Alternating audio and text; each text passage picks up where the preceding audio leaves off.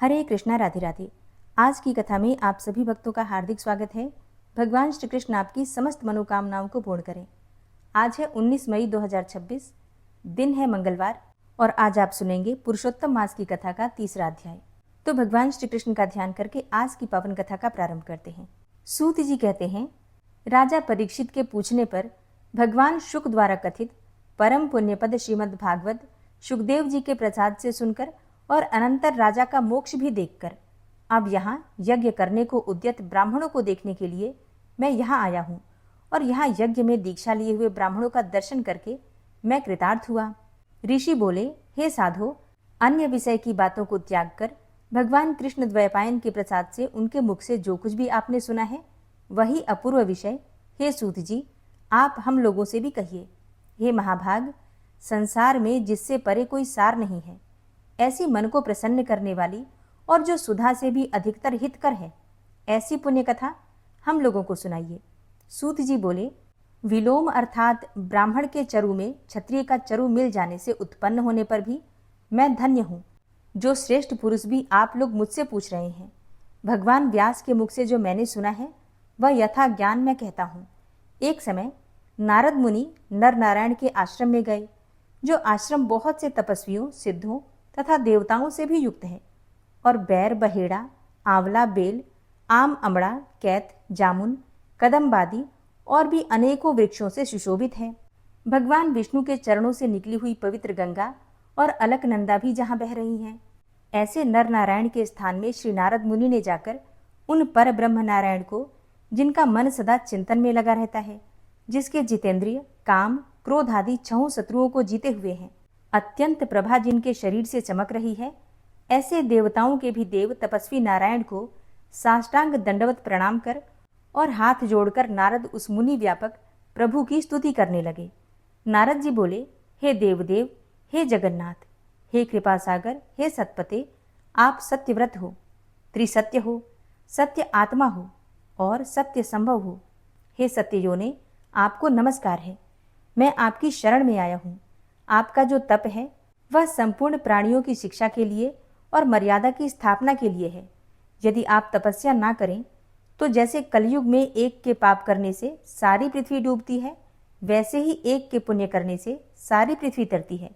इसमें तनिक भी संदेह नहीं है। पहले सतयुग में जैसे एक पाप करता था तो पापी सभी हो जाते थे, ऐसी स्थिति हटाकर कलयुग में केवल कर्ता ही पापों से लिप्त होता है। यह आपके तप की स्थिति है। हे भगवान, कलयुग में जितने प्राणी हैं सब विषयों में आसक्त हैं। स्त्री, पुत्र, गृह में लगा है चित्त जिनका, ऐसे प्राणियों का हित करने वाला जो हो और मेरा भी थोड़ा कल्याण हो जाए, ऐसा विषय विचार करके केवल आप ही कहने के योग्य हैं। वही आपके मुख से सुनने की इच्छा से मैं ब्रह्मलोक से यहाँ आया हूँ। आप ही उपकार प्रिय विष्णु हैं, ऐसा वेदों में निश्चित है। इसलिए लोकोपकार के लिए कथा का सार इस समय आप सुनाइए, जिसके श्रवण मात्र से निर्भय मोक्ष पद को प्राप्त करते हैं। इस प्रकार नारद जी का वचन सुनकर भगवान ऋषि आनंद से खिलखिला उठे और भुवन को पवित्र करने वाली पुण्य कथा आरंभ की।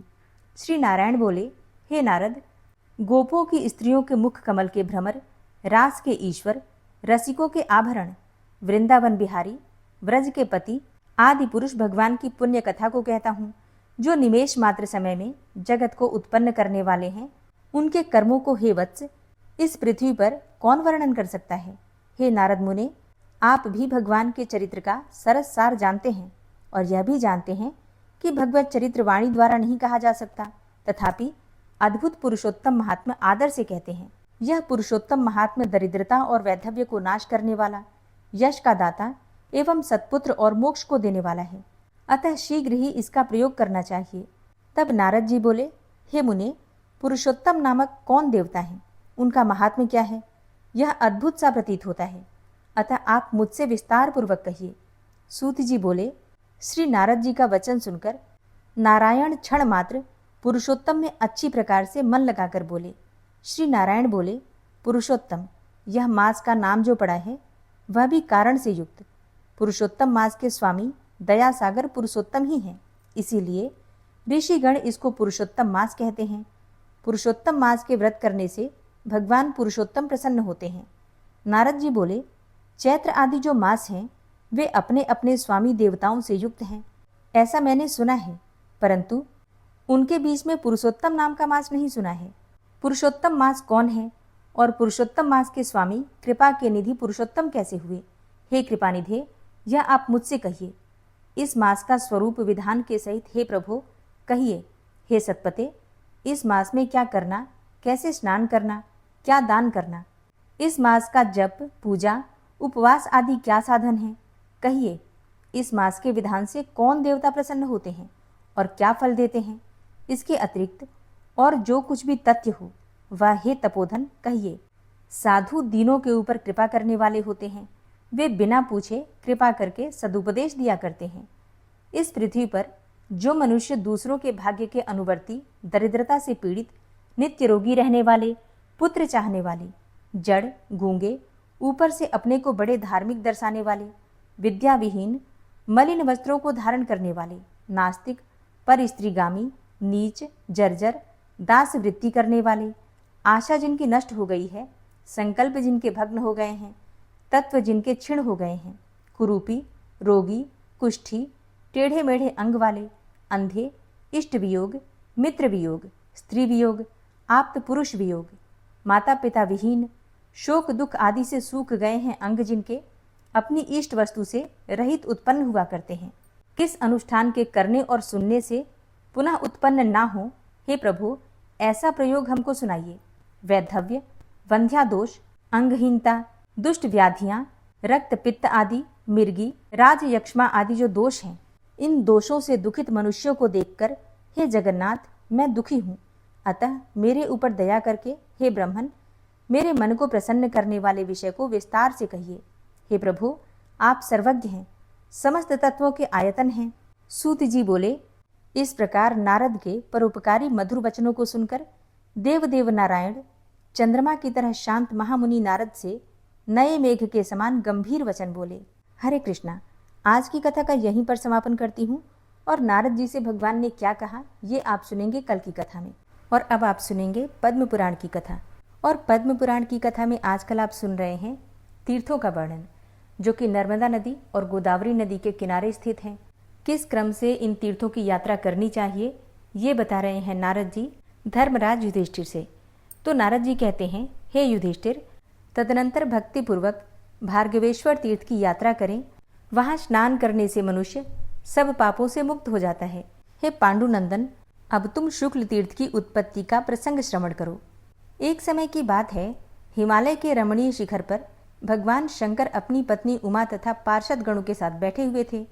उस समय मार्कंडे जी ने उनसे पूछा, हे देवदेव, हे महादेव, मैं संसार के भय से डरा हुआ हूँ, तो आप मुझे कोई ऐसा उपाय बताइए जिससे कि सुख प्राप्त हो। हे महेश्वर, जो तीर्थ संपूर्ण तीर्थों में श्रेष्ठ हो उसका मुझे परिचय दीजिए। तो भगवान शिव बोले, हे ब्रह्मन, तुम महान पंडित और संपूर्ण शास्त्रों में कुशल हो, मेरी बात सुनो। दिन में या रात में किसी भी समय शुक्ल तीर्थ का सेवन किया जाए तो वह महान फलदायक होता है। उसके दर्शन और स्पर्श से तथा वहाँ स्नान, ध्यान, तपस्या, होम एवं उपवास करने से शुक्ल तीर्थ महान फल का साधक होता है। नर्मदा नदी के तट पर स्थित शुक्ल तीर्थ महान पुण्यदायक है। चाणक्य नाम के राजर्षि ने वहाँ सिद्धि प्राप्त की थी। यह क्षेत्र 4 कोस के घेरे में प्रकट हुआ है। शुक्ल तीर्थ परम पुण्यमय तथा सब पापों का नाशक है। वहाँ के वृक्षों की शिखा का भी दर्शन हो जाए तो भी ब्रह्महत्या दूर हो जाती है। हे मुनिश्रेष्ठ, इसीलिए मैं यहाँ निवास करता हूँ। परम निर्मल वैशाख मास की कृष्ण पक्ष की चतुर्दशी को तो मैं कैलाश से भी निकलकर यहाँ आ जाता हूँ। जैसे धोबी के द्वारा जल से धोया हुआ वस्त्र सफ़ेद हो जाता है, उसी प्रकार शुक्ल तीर्थ भी जन्म भर के संचित पाप कर्म को दूर कर देता है। मुनिवर मार्कंडेय, वहाँ का स्नान और दान अत्यंत पुण्यदायक है। शुक्ल तीर्थ से बढ़कर दूसरा कोई तीर्थ ना तो हुआ है और ना होगा ही। मनुष्य अपनी पूर्वावस्था में जो जो पाप किए होता है उन्हें वह शुक्ल तीर्थ में एक दिन रात के उपवास से नष्ट कर डालता है। वहाँ मेरे निमित्त दान देने से जो पुण्य प्राप्त होता है वह सैकड़ों यज्ञों के अनुष्ठान से भी नहीं हो सकता। जो मनुष्य कार्तिक मास के कृष्ण पक्ष की चतुर्दशी को वहाँ उपवास करके घी से मुझे स्नान कराता है, वह अपनी 21 पीढ़ियों के साथ मेरे लोक में रहकर कभी वहाँ से भ्रष्ट नहीं होता। शुक्ल तीर्थ अत्यंत श्रेष्ठ है। ऋषि और सिद्धगण उसका सेवन करते हैं, वहाँ स्नान करने से पुनर्जन्म नहीं होता। जिस दिन उत्तरायण या फिर दक्षिणायन का प्रारंभ हो, चतुर्दशी हो, संक्रांति हो अथवा विषुव नामक योग हो, उस दिन स्नान करके उपवास पूर्वक मन को वश में रखकर समाहित चित्त होकर यथाशक्ति वहाँ दान दें तो भगवान विष्णु तथा हम प्रसन्न होते हैं। शुक्ल तीर्थ के प्रभाव से वह सब दान अक्षय पुण्य का देने वाला होता है। जो अनाथ, दुर्दशाग्रस्त अथवा सनाथ ब्राह्मण का भी उस तीर्थ में विवाह कराता है, उस ब्राह्मण के तथा उसकी संतानों के शरीर में जितने भी रोए होते हैं, उतने हजारों वर्षों तक वह मेरे लोक में प्रतिष्ठित होता है। नारद जी कहते हैं, हे राजा युधिष्ठिर, शुक्ल तीर्थ से गो तीर्थ में जाना चाहिए। उसका दर्शन करने मात्र से मनुष्य पाप रहित हो जाता है। वहाँ से कपिला तीर्थ की यात्रा करनी चाहिए। वह एक उत्तम तीर्थ है। हे राजन, वहाँ स्नान करके मानव सहस्त्र गोदान का फल प्राप्त करता है। ज्येष्ठ मास आने पर विशेषतः चतुर्दशी तिथि को उस तीर्थ में उपवास करके जो मनुष्य भक्तिपूर्वक घी का दीपक जलाता, घृत से भगवान शंकर को स्नान कराता, घी सहित श्रीफल का दान करता तथा अंत में प्रदक्षिणा करके घंटा और आभूषणों के सहित कपिला गौ को दान में देता है, वह साक्षात भगवान शिव के समान होता है तथा उसे इस लोक में पुनः जन्म नहीं लेना पड़ता। हे राजेंद्र, वहाँ से परम उत्तम ऋषि तीर्थ की यात्रा करें। उस तीर्थ के प्रभाव से द्विज पाप मुक्त हो जाता है। ऋषि तीर्थ से गणेश्वर तीर्थ में जाना चाहिए। वह बहुत उत्तम तीर्थ है।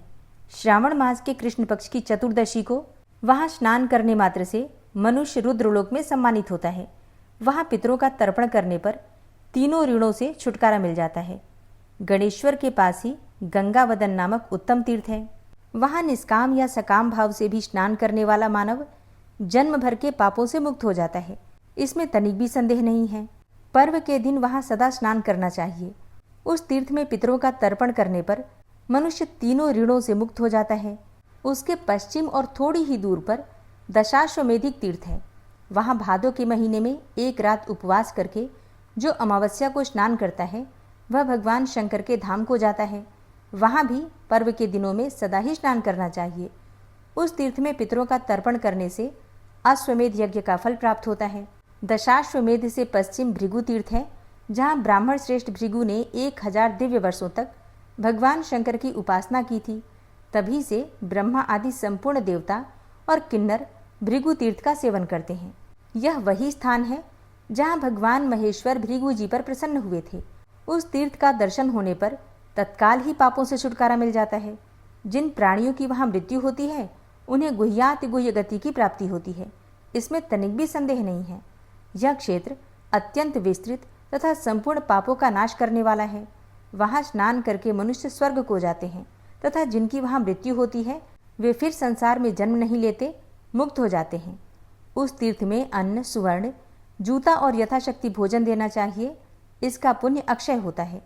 जो सूर्य ग्रहण के समय वहाँ स्नान करके इच्छानुसार दान करता है, उसके तीर्थ स्नान और दान का पुण्य अक्षय हो जाता है।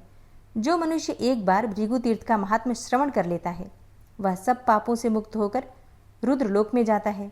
हे राजेंद्र, वहाँ से परम उत्तम गौतमेश्वर तीर्थ की यात्रा करनी चाहिए।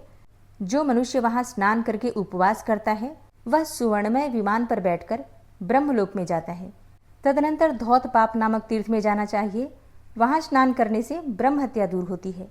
इसके बाद हिरण्यदीप नाम से विख्यात तीर्थ में जाएं तो वह सब पापों का नाश करने वाला है। वहाँ स्नान करने से मनुष्य धनी होता है, रूपवान होता है। वहाँ से कनखल की यात्रा करें। यह बहुत बड़ा तीर्थ है। वहाँ गरुड़ जी ने तपस्या की थी। जो मनुष्य वहाँ स्नान करता है, उसकी रुद्रलोक में प्रतिष्ठा होती है। तदनंतर सिद्ध जनार्दन तीर्थ की यात्रा करें। वहाँ परमेश्वर श्री विष्णु वाराह रूप धारण करके प्रकट हुए थे, इसीलिए उसे वाराह तीर्थ भी कहते हैं। उस तीर्थ में विशेषतः द्वादशी को स्नान करने से विष्णु लोक की प्राप्ति होती है। हे राजेंद्र, तदनंतर देव तीर्थ में जाना चाहिए, जो संपूर्ण देवताओं द्वारा अभिवंदित है। वहाँ स्नान करके मनुष्य देवताओं के साथ आनंद भोगता है। तत्पश्चात शिखी तीर्थ की यात्रा करें। वह बहुत ही उत्तम तीर्थ है। वहाँ जो कुछ दान किया जाता है, वह सब का सब कोटि गुना अधिक फल देने वाला होता है। जो कृष्ण पक्ष में अमावस्या को वहाँ स्नान करता और वहाँ एक ब्राह्मण को भी भोजन कराता है, उसे कोटि ब्राह्मणों के भोजन कराने का फल प्राप्त होता है। हे राजा युधिष्ठिर, तदनंतर नर्मदेश्वर तीर्थ की यात्रा करनी चाहिए। वह भी उत्तम तीर्थ है। वहाँ स्नान करके मनुष्य स्वर्ग लोक में प्रतिष्ठित होता है। इसके बाद पितामह तीर्थ में जाना चाहिए, जिसे पूर्व काल में साक्षात ब्रह्मा जी ने उत्पन्न किया था। मनुष्य को उचित है कि वहाँ स्नान करके भक्तिपूर्वक पितरों को पिंड दान दे तथा तिल और कुश मिश्रित जल से पितरों का तर्पण करे। उस तीर्थ के प्रभाव से वह सब कुछ अक्षय हो जाता है। जो सावित्री तीर्थ में जाकर स्नान करता है वह सब पापों को धोकर ब्रह्मलोक में सम्मानित होता है। वहाँ से मानस नामक उत्तम तीर्थ की यात्रा करनी चाहिए। उस तीर्थ में स्नान करके मनुष्य रुद्रलोक में प्रतिष्ठित होता है। तत्पश्चात क्रतु तीर्थ की यात्रा करनी चाहिए। वह बहुत ही उत्तम, तीनों लोकों में उत्तम और संपूर्ण पापों का नाश करने वाला तीर्थ है। इसके बाद स्वर्ग बिंदु नाम से प्रसिद्ध तीर्थ में जाना उचित है। वहाँ स्नान करने से मनुष्य को कभी दुर्गति नहीं देखनी पड़ती। वहाँ से भारभूत नामक तीर्थ की यात्रा करें और वहाँ पहुंचकर उपवास पूर्वक भगवान विरूपाक्ष की पूजा करें। ऐसा करने से वह रुद्रलोक में सम्मानित होता है। हे राजन, जो उस तीर्थ में उपवास करता है वह पुनः गर्भ में नहीं आता। वहाँ से परम उत्तम 8वीं तीर्थ में जाएं। वहाँ स्नान करके मनुष्य इंद्र का आधा सिंहासन प्राप्त करता है। तदनंतर सब पापों का नाश करने वाले श्रृंग तीर्थ की यात्रा करें। वहाँ स्नान करने मात्र से निश्चय ही गणेश पद की प्राप्ति होती है। पश्चिम समुद्र के साथ जो नर्मदा का संगम है वह तो मुक्ति का दरवाजा ही खोल देता है। वहाँ देवता, गंधर्व, ऋषि, सिद्ध और चारण तीनों संध्याओं के समय उपस्थित होकर देवताओं के स्वामी भगवान विमलेश्वर की आराधना करते हैं। विमलेश्वर से बढ़कर दूसरा कोई तीर्थ न हुआ है और न ही होगा। जो लोग वहाँ उपवास करके विमलेश्वर का दर्शन करते हैं वे समस्त पापों से मुक्त होकर रुद्रलोक में जाते हैं। हे राजेंद्र, वहाँ से परम उत्तम केशनी तीर्थ की यात्रा करनी चाहिए। जो मनुष्य वहाँ स्नान करके एक रात उपवास करता है तथा मन और इंद्रियों को वश में करके आहार पर भी संयम रखता है वह उस तीर्थ के प्रभाव से ब्रह्म हत्या से मुक्त हो जाता है। जो सागरेश्वर का दर्शन करता है उसे समस्त तीर्थों में स्नान करने का फल मिल जाता है। केशनी तीर्थ से 1 योजन के भीतर समुद्र के भंवर में साक्षात भगवान शिव विराजमान हैं। उनको देखने से सब तीर्थों के दर्शन का फल प्राप्त होता है तथा दर्शन करने वाला पुरुष सब प्रकार के पापों से मुक्त होकर रुद्रलोक में जाता है। हे महाराज, अमरकंटक से लेकर नर्मदा और समुद्र के संगम तक जितनी दूरी है उसके भीतर 10 करोड़ तीर्थ विद्यमान हैं। एक तीर्थ से दूसरे तीर्थ को जाने के जो मार्ग हैं उनका करोड़ों ऋषियों ने सेवन किया है। अग्निहोत्री, दिव्य ज्ञान संपन्न तथा ज्ञानी सब प्रकार के मनुष्यों ने तीर्थ यात्राएं की हैं। इससे तीर्थ यात्रा मनोवांछित फल को देने वाली मानी गई है। हे पांडुनंदन, जो पुरुष प्रतिदिन भक्तिपूर्वक इस अध्याय का पाठ या फिर श्रवण करता है वह समस्त तीर्थों में स्नान करने के पुण्य का भागी होता है। साथ ही नर्मदा उसके ऊपर सदा प्रसन्न रहती हैं। इतना ही नहीं, भगवान रुद्र तथा महामुनि मार्कंडेय जी भी उसके ऊपर प्रसन्न होते हैं।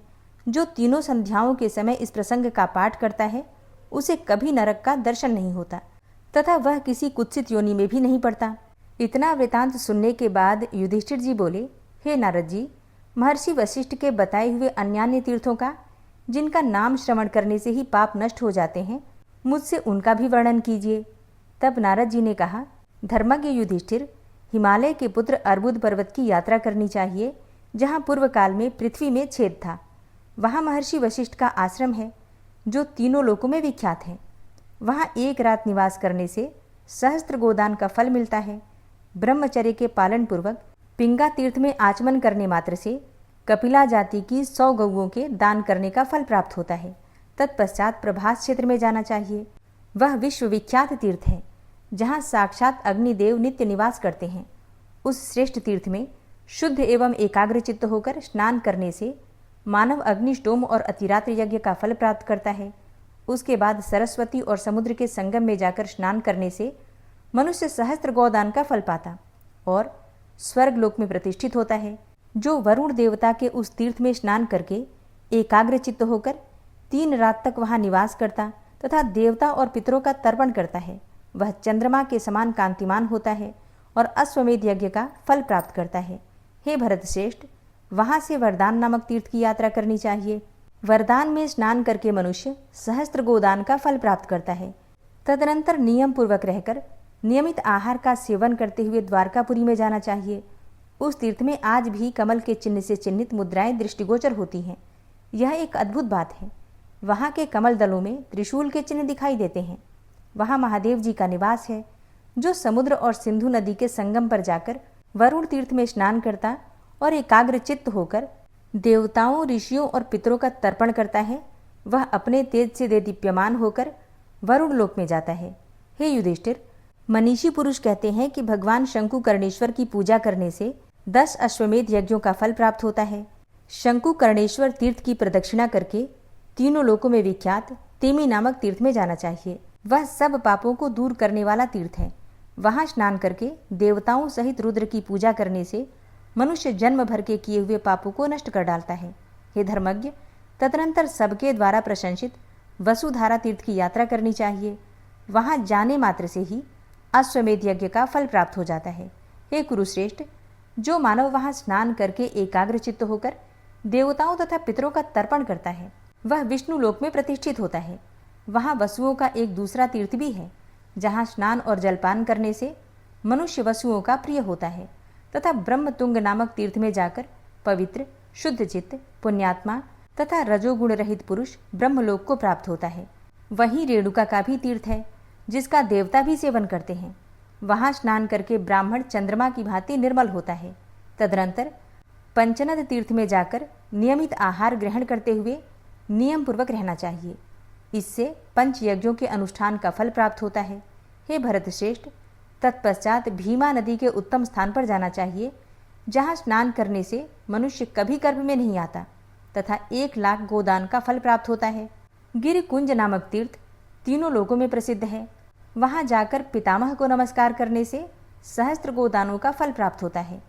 इसके बाद परम उत्तम विमल तीर्थ की यात्रा करनी चाहिए।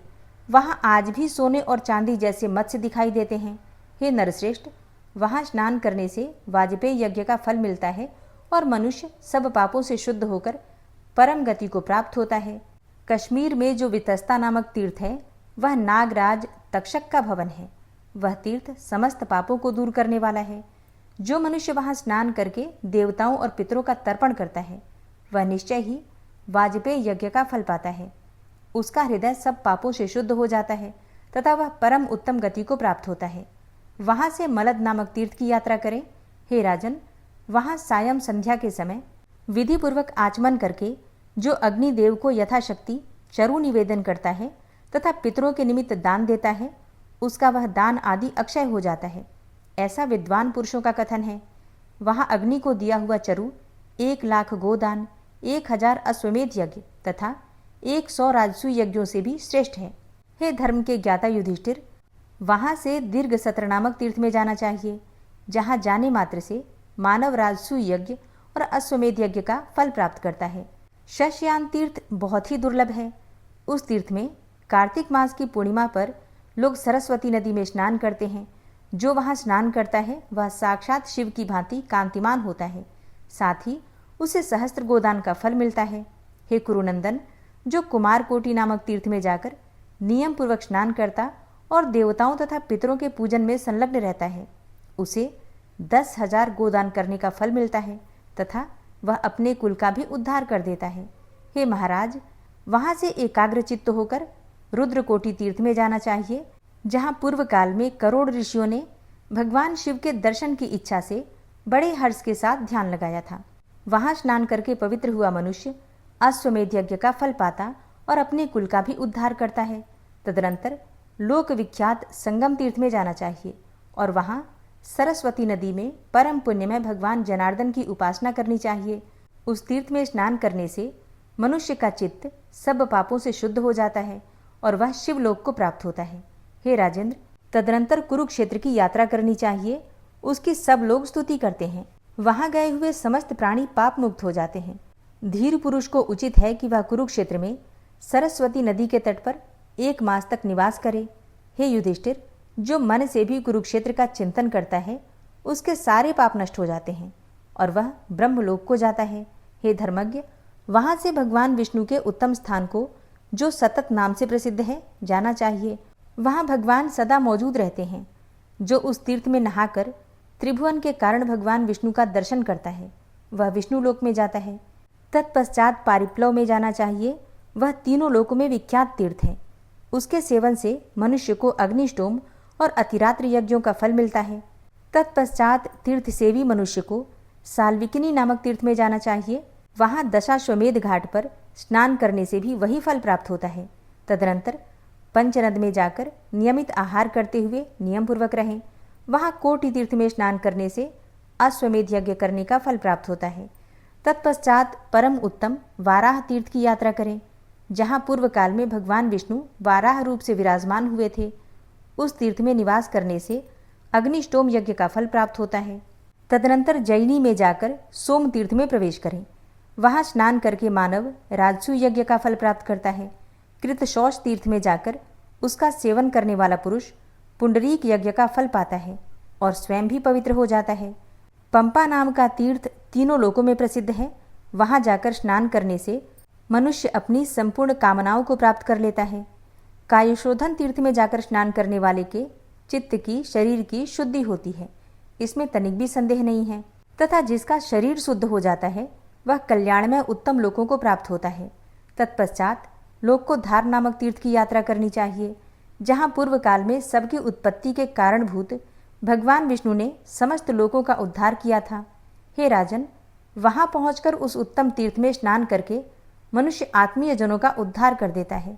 जो कपिला तीर्थ में जाकर ब्रह्मचर्य का पालन करते हुए एकाग्र चित्त होकर स्नान तथा देवता पितरों का पूजन करता है, वह मानव 1,000 कपिला दान का फल पाता है।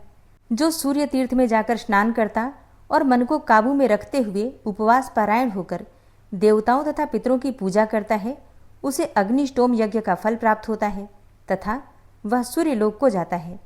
गोभवन नामक तीर्थ में जाकर स्नान करने वाले को 1000 गोदान का फल मिलता है। तदनंतर ब्रह्मावर्त की यात्रा करें। ब्रह्मावर्त में स्नान करने से मनुष्य ब्रह्मलोक को प्राप्त होता है। वहां से अन्यान्य तीर्थों में घूमते हुए क्रमशः काशीश्वर के तीर्थों में पहुंचकर स्नान करने से मनुष्य सब प्रकार के रोगों से छुटकारा पाता है और ब्रह्मलोक में प्रतिष्ठित होता है। तदनंतर शौच, संतोष आदि नियमों का पालन करते हुए शीतवन में जाएं। वहां बहुत बड़ा तीर्थ है जो अन्यत्र दुर्लभ है। वह दर्शन मात्र से एक दंड में पवित्र कर देता है। वहां एक दूसरा भी श्रेष्ठ तीर्थ है जो स्नान करने वाले लोगों का दुख दूर करने वाला माना गया है। वहां तत्व चिंतन पारायण विद्वान ब्राह्मण स्नान करके परम गति को प्राप्त होते हैं। स्वर्ण लोपामनयन नामक तीर्थ में प्राणायाम के द्वारा जिनका अंतःकरण पवित्र हो चुका है वे परम गति को प्राप्त होते हैं। दशाश्वमेध नामक तीर्थ में भी स्नान करने से उत्तम गति की प्राप्ति होती है। तत्पश्चात लोक विख्यात मानुष तीर्थ की यात्रा करें। हे राजन, पूर्व काल में एक व्याघ्र के बाणों से पीड़ित हुए कुछ कृष्ण मृग उस सरोवर में कूद पड़े थे और उसमें गोता लगाकर मनुष्य शरीर को प्राप्त हो गए थे। तभी से वह मानुष तीर्थ के नाम से प्रसिद्ध हुआ। उस तीर्थ में स्नान करके ब्रह्मचर्य का पालन करते हुए जो ध्यान लगाता है उसका हृदय सब पापों से शुद्ध हो जाता है तथा वह स्वर्ग लोक में प्रतिष्ठित होता है। हे राजन, मानुष तीर्थ से पूर्व दिशा में 1 कोस की दूरी पर आपगा नाम से विख्यात एक नदी बहती है। उसके तट पर जाकर जो मानव देवता और पितरों के उद्देश्य से सामा का बना हुआ भोजन दान देता है, वह यदि एक ब्राह्मण को भोजन कराए तो भी करोड़ ब्राह्मण के भोजन कराने का फल उसे प्राप्त होता है। वहां स्नान करके देवताओं और पितरों के पूजन तथा 1 रात निवास करने से अग्निष्टोम यज्ञ का फल प्राप्त होता है। तत्पश्चात उस तीर्थ में जाना चाहिए जो इस पृथ्वी पर ब्रह्मानुस्वर तीर्थ के नाम से प्रसिद्ध है। वहां सप्तर्षियों के कुंडों में तथा महात्मा कपिल के क्षेत्र में स्नान करके जो ब्रह्मा जी के पास जाकर उनका दर्शन करता है वह पवित्र एवं जितेंद्रिय होता है तथा उसका चित्त सब पापों से शुद्ध होने के कारण वह अंत में ब्रह्मलोक को प्राप्त होता है। हे राजन, शुक्ल पक्ष की दशमी को पुंडरीक तीर्थ में प्रवेश करना चाहिए। वहां स्नान करके मनुष्य पुंडरीक यज्ञ का फल प्राप्त करता है। वहां से त्रिविष्टिप नामक तीर्थ को जाएं, वह तीनों लोकों में प्रसिद्ध है। वहां वैतरणी नाम की एक पवित्र नदी है जो सब पापों से छुटकारा दिलाने वाली है। वहां स्नान करके शूलपाणी भगवान शंकर का पूजन करने से मनुष्य का हृदय सब पापों से शुद्ध हो जाता है तथा वह परम गति को प्राप्त करता है। पाणिख्यात नाम से विख्यात तीर्थ में स्नान और देवताओं का तर्पण करके मानव राजसु यज्ञ का फल प्राप्त करता है। तत्पश्चात विश्व विख्यात मिश्रक अर्थात मिश्रिक में भी जाना चाहिए। हे नृपश्रेष्ठ, हमारे सुनने में आया है कि महात्मा व्यास जी ने द्विजाति मात्र के लिए वहाँ सब तीर्थों का सम्मेलन किया था, अतः जो मिश्रिक में स्नान करता है वह मानो सब तीर्थों में स्नान कर लेता है। हरे कृष्णा। आज की कथा का यहीं पर समापन करती हूँ। इसके आगे का वृतांत आप सुनेंगे कल की कथा में। अब जो आप लोग कथाएं सुन रहे हैं तीर्थों के विषय में, इससे हमें जानकारी मिलती है कहाँ कहाँ पर कौन कौन से तीर्थ हैं और किस क्रम से उनकी यात्रा करनी चाहिए। इसके अलावा जब हमें किसी तीर्थ के महत्व के बारे में पता होता है, किसी तीर्थ यात्रा के फल के बारे में पता होता है और विधि जानते हैं अगर आप कि किस विधि से यात्रा करें, जैसे कि इसमें बताया हुआ है किन किन तीर्थों पर उपवास करना है, कहाँ पर तर्पण करना है और किस तीर्थ पर किस देवता की किस वस्तु से पूजा करना है, जैसे कि आज की कथा में वर्णन है, तो अगर हम तीर्थ यात्रा करें और इन बातों का ध्यान रखें तो बहुत अधिक पुण्यफल प्राप्त कर सकते हैं। तो उम्मीद करती हूँ ये कथा आपको पसंद आती होगी। और अब आप सुनेंगे श्री विष्णु सहस्त्रनाम स्तोत्र। ओम विश्वं विष्णुर्वषट्कारो भूतभव्य भवत्प्रभु भूतकृत भूतभृद्भावो भूतात्मा भूतवाहन भूतात्मा परमात्मा च मुक्तानां परमागति अव्ययः पुरुषः साक्षी क्षेत्रज्ञो अक्षर एव च योगो योगविदां नेता प्रधानपुरुषेश्वरः नारसिंहवपुः श्रीमान् केशवः पुरुषोत्तमः सर्वः शर्वः शिवस्थाणुर्भूतादिर्निधिर्व्ययः सम्भवो भावनो भर्ता प्रभवः प्रभुरीश्वरः स्वयंभू शम्भुरादित्यः पुष्कराक्षो महास्वनः अनादिनिधनो धाता विधाता धातुरुत्तमः अप्रमेयो ऋषिकेश पद्मनाभो अमरप्रभु विश्वकर्मा मनुस्त्वष्टा स्थविष्ठः स्थविरो ध्रुवः अग्राह्यः शाश्वतः कृष्णो लोहिताक्षः प्रतर्दनः प्रभूतस्त्रिककुब्धाम पवित्रं मङ्गलं परम् ईशानः प्राणदः प्राणो ज्येष्ठः श्रेष्ठः प्रजापति हिरण्यगर्भो भूगर्भो माधवो मधुसूदनः ईश्वरो विक्रमी धन्वी मेधावी विक्रमः क्रमः अनुत्तमो दुराधर्षः कृतज्ञः कृतिरात्मवान् सुरेशः शरणं शर्म विश्वरेताः प्रजाभवः अह संवत्सरो व्यालः प्रत्ययः सर्वदर्शनः अजः सर्वेश्वरः सिद्धः सिद्धे सर्वादिर्च्युतः वृषाकपिर्मेयात्मा सर्वयोगविनिश्रितः वसुर्वसुमनः सत्यः समात्मा संमितः समः अमोघः पुण्डरीकाक्षो वृषकर्मा वृषाकृतिः रुद्रो बहुशिरा बभ्रुर्विश्वयोनिः शुचिश्रवः अमृतः शाश्वतस्थाणुर्वरारोहो महातपः सर्वगः सर्वविद्भानुर्विश्वक्सेनो जनार्दनः वेदो वेदविद्व्यङ्गो वेदाङ्गो वेदवित्कविः लोकाध्यक्षः सुराध्यक्षो धर्माध्यक्षः कृताकृतः चतुरात्मा चतुर्व्यूहश्चतुर्द्रष्टश्चतुर्भुजः भ्राजिष्णुर्भोजनं भोक्ता सहिष्णुर्जगदाति च अनघो विजयो जेता विश्वयोनिः पुनर्वसु उपेन्द्रो वामनः प्रांशुर्मोघः शुचिरुर्जितः अतीन्द्रः सङ्ग्रहः सर्गो धृतात्मा नियमो यमः वेद्यो वैद्यः सदा योगी वीरः माधवो मधु अतीन्द्रियो महामायो महोत्साहो महाबलः महाबुद्धिर्महावीर्यो महाशक्तिर्महाद्युतिः अनिर्देश्यवपुः श्रीमान् मेयात्मा महाधृतिर् महिश्वासो महीभर्ता श्रीनिवासः सतां गति अनिरुद्ध सुरानन्दो गोविन्दो गोविन्दाम्पति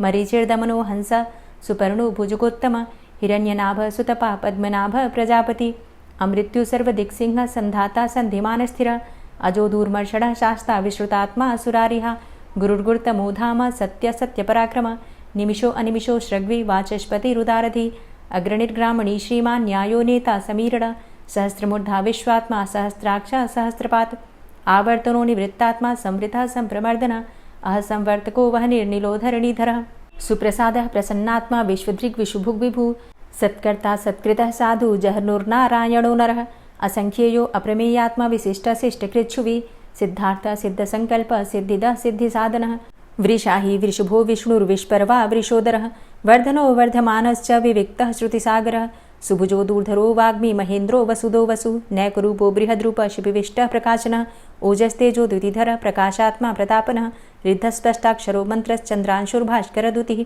अमृतांशुद्भवो भानु शशबिन्दुः सुरेश्वरः औषधं जगतः सेतु सत्यधर्मपराक्रमः भूतभव्य भवन्नाथ पवनः पावनो नलः कामः कामकृत्कान्तः कामः कामप्रदः प्रभु युगादिकृद्युगावर्तो नैकमायो महाशनः अदृश्योऽव्यक्तरूपश्च सहस्रजितनन्तजित् इष्टो अविशिष्ट शिष्टेष्ट शिखण्डी नहुसो वृष क्रोधः क्रोधकृत्कर्ता विश्वबाहुर्महीधरः अच्युतः प्रतितः प्राणः प्राणदो वासवानुजः अपां निधिर्धिष्ठानं प्रमत्तः प्रतिष्ठितः स्कन्दः स्कन्दधरो धूर्यो वरदो वायुवाहनः वासुदेवो बृहद्भानुरादिदेवः पुरन्दरः अशोकस्तारणस्तारः शूरः सौरिर्जनेश्वरः अनुकूलः शतावर्त पद्मी पद्मनिभेक्षणः पद्मनाभो अरविन्दाक्ष पद्मगर्भ शरीरभृत् महर्धिरिद्धो वृद्धात्मा महाक्षो गरुडाध्वजः अतुलः शरभो भीमो समयज्ञो हविर्हरि सर्वलक्षणलक्षण्यो लक्ष्मीवान् समितिञ्जय वीक्षरो रोहितो मार्गो हेतुर्दामोदरः सः महीधरो महाभागो वेगवानमिताशन उद्भव क्षोभणो देव श्रीगर्भ परमेश्वर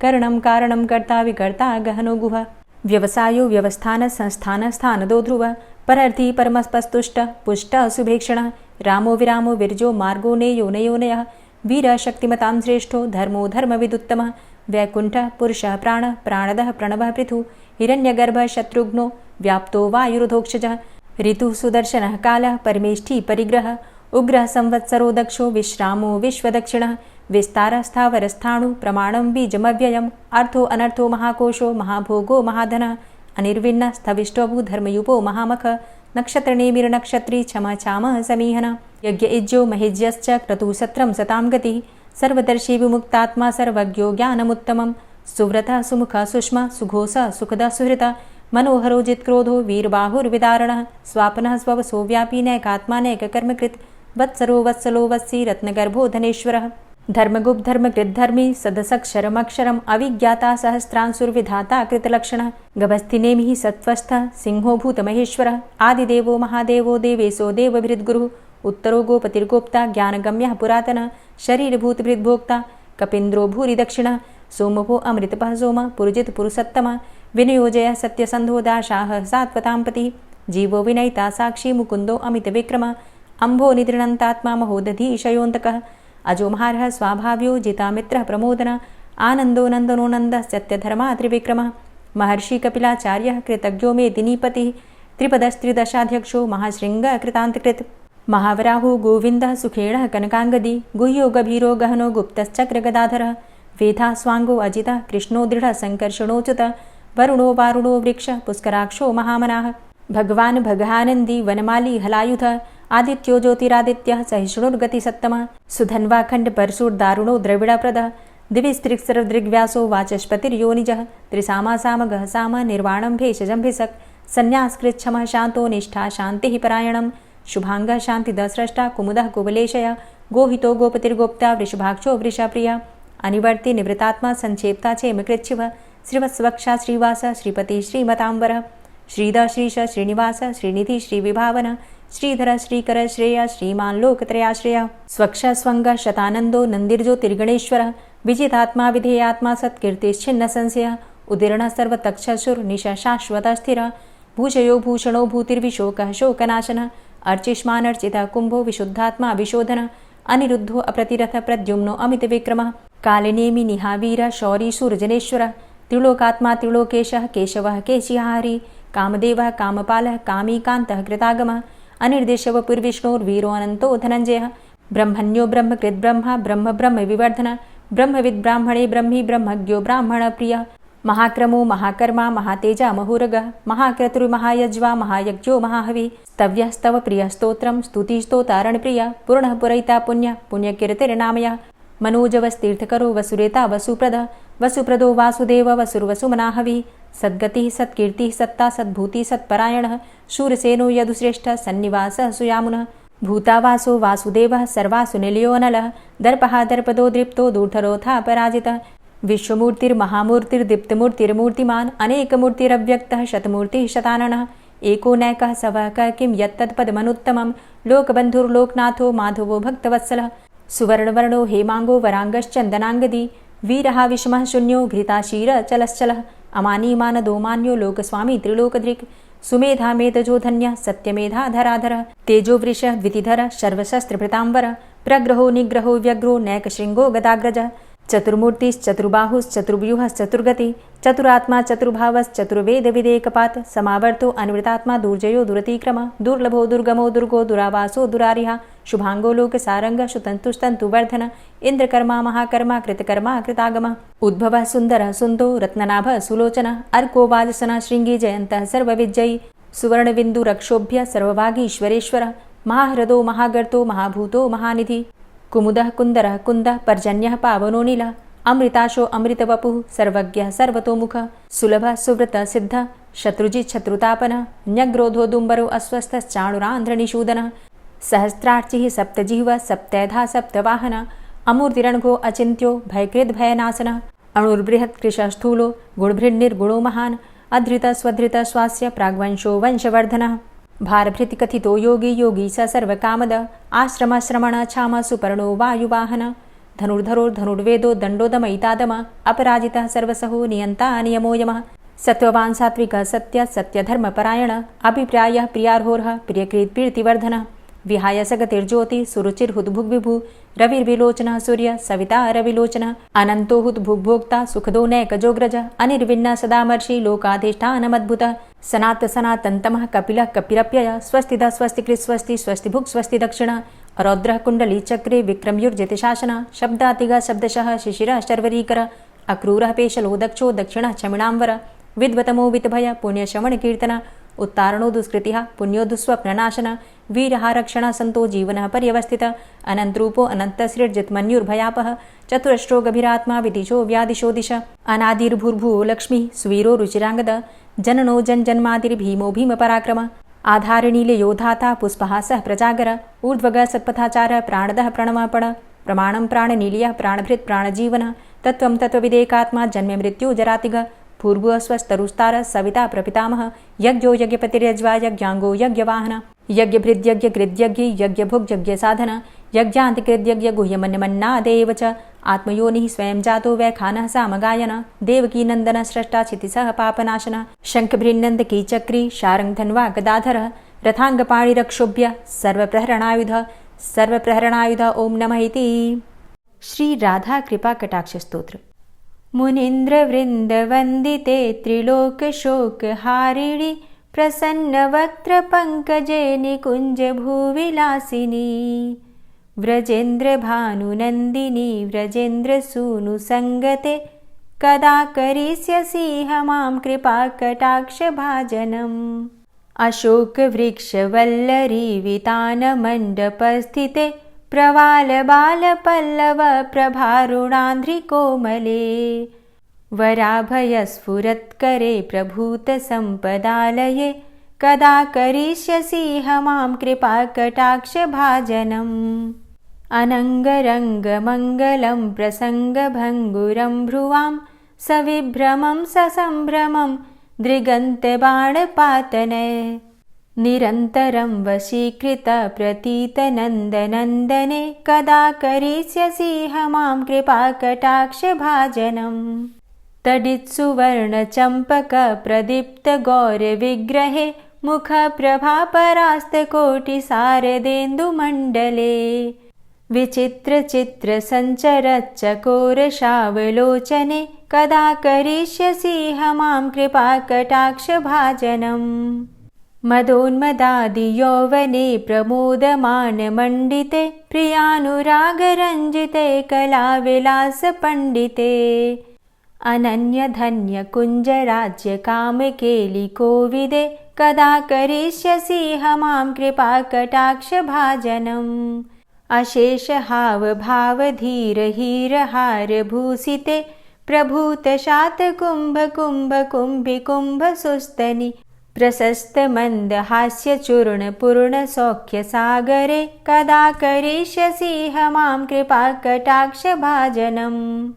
मृणालवालवल्लरीतरङ्गरङ्गदौर्लते लताग्रलास्यलोलनीललोचनावलोकने ललल्लुलन्मिलन्मनोज्ञमुग्धमोहिनाश्रिते कदा करिष्यसि मां कृपाकटाक्षभाजनम् सुवर्णमल्लिकाञ्चितत्रिरेखकम्बुकण्ठगे त्रिसूत्रमङ्गलीगुणत्रिरत्नदीप्तिदीधिते सलोलनीलकुन्तलप्रसूनगुच्छगुम्फिते कदा करिष्यसि मां कृपाकटाक्षभाजनम् नितम्बबिम्बलम्बमानपुष्पमेखलागुणे प्रशस्तरत्नकिङ्किणीकलापमध्यमञ्जुले करीन्द्रशुण्डदण्डिकावरोहशोभगोरुके कदा करिष्यसि मां कृपाकटाक्षभाजनम्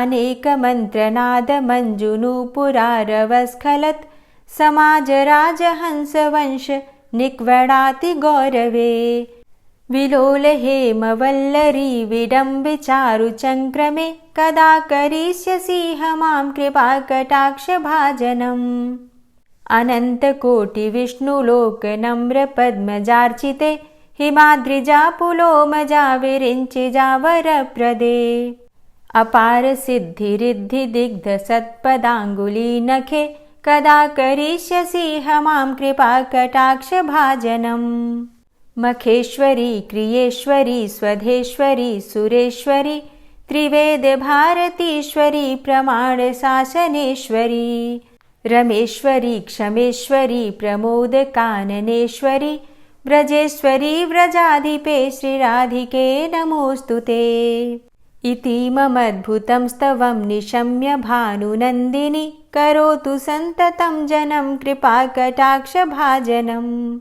भवेत्तदैव सञ्चित त्रिरूपकर्मनाशनं लभेत्तदा ब्रजेन्द्रसूनुमण्डलप्रवेशनम् जय जय श्री राधे, जय जय श्री राधे। और अब आप सुनेंगे श्री तुलसी चालीसा। श्री तुलसी महारानी करु विनय सिरनाय, जो मम हो संकट विकट दीजे मात नशाय। नमो नमो तुलसी महारानी, महिमा अमित न जाए बखानी। दियो विष्णु तुमको सन्माना, जग में छायो सुयस महाना। विष्णु प्रिया जय जयति भवानी, तिहु लोक की हो सुख खानी। भगवत पूजा करे जो कोई, बिना तुम्हारे सफल न होई। जिन घर तव नहीं होय निवासा, उस घर कर ही विष्णु नहीं बासा। करें सदा जो तव नित सुमिरन, तेहि के काज होय सब पूरन। कार्तिक मास महात्म तुम्हारा, ताको जानत सब संसारा। तव पूजन जो करे कुंवारी, पावे सुंदर वर सुकुमारी। करे जो पूजा नित प्रति नारी, सुख संपत्ति से होय सुखारी। वृद्धा नारी करे जो पूजन, मिले भक्ति होवे पुलकित मन। श्रद्धा से पूजे जो कोई, भवनिधि से तर जावे सोई। कथा भागवत यज्ञ करावे, तुम बिन नहीं सफलता पावे। छायो तब प्रताप जग भारी, ध्यावत तुम्हीं सकल चित धारी। तुम्ही मात यंत्रन तंत्रन में, सकल काज सिद्धि होवे क्षण में। औषधि रूप आप हो माता, सब जग में तव यश विख्याता। देव ऋषि मुनि और तपधारी, करत सदा तव जय जयकारी। वेद पुराणन तव यश गाया, महिमा अगम पार नहीं पाया। नमो नमो जय जय सुख कारणि, नमो नमो जय दुख निवारणी। नमो नमो सुख संपत्ति देनी, नमो नमो अघ काटन चेनी। नमो नमो भक्तन दुख हरणी, नमो नमो दुष्टन मद छेनी। नमो नमो भव पार उतारणी, नमो नमो परलोक सुधारणी। नमो नमो निज भक्त उबारणी, नमो नमो जन काज सवारणी। नमो नमो जय कुमति नशावनी, नमो नमो सब सुख उपजावनी। जयति जयति जय तुलसी माई, ध्याऊं तुमको शीश नवाई। निज जन जानि मोहि अपनाओ, बिगड़े कारज आप बनाओ। करूं विनय मैं मात तुम्हारी, पूर्ण आशा करहु हमारी। शरण चरण कर जोरी मनाऊं, निश दिन तेरे ही गुण गाऊं। करहु मात अब मोह पर दाया, निर्मल होए सकल मम काया। मांगू मातु यही बर दीजे, सकल मनोरथ पूर्ण कीजे। जानू नहीं कछु नेम आचारा, क्षमहु मातु अपराध हमारा। 12 मास करे जो पूजा, तासम जग में और नहीं दूजा। प्रथम ही गंगा जल मंगवावे, फिर सुंदर स्नान करावे। चंदन अक्षत पुष्प चढ़ावे, धूप दीप नैवेद्य लगावे।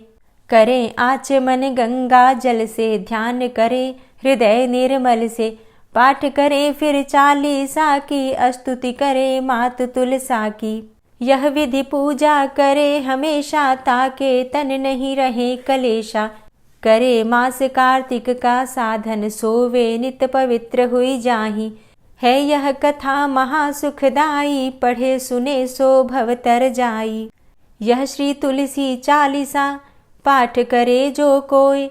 गोविंद सो फल पावही, जो मन इच्छा होय। तुलसी चालीसा संपूर्ण। और अब आप सुनेंगे तुलसी महारानी की आरती। तुलसी महारानी नमो नमो, हरि की पटरानी नमो नमो। तुलसी महारानी नमो नमो, हरि की पटरानी नमो नमो।